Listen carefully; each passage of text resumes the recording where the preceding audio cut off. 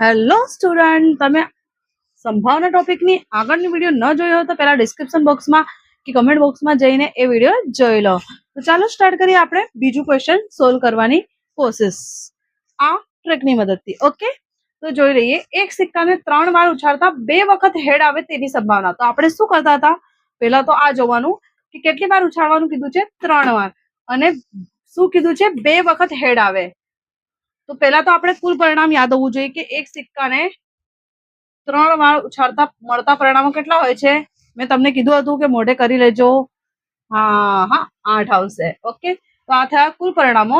અને 2 વખત હેડ આવે, 3 વાર ઉછાળતા 2 વખત હેડ આવે. તો જુઓ, આ રહ્યું 2 વખત હેડ આવે છે ને 3 વાર ઉછાળતા.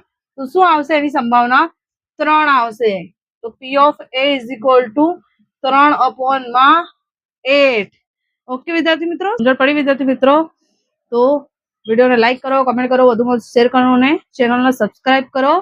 ઓકે, આવી જ ટ્રીકો શીખવા માટે મારા ચેનલને સબસ્ક્રાઇબ કરો. ઓકે, તો ફરી મળીશું. Bye bye.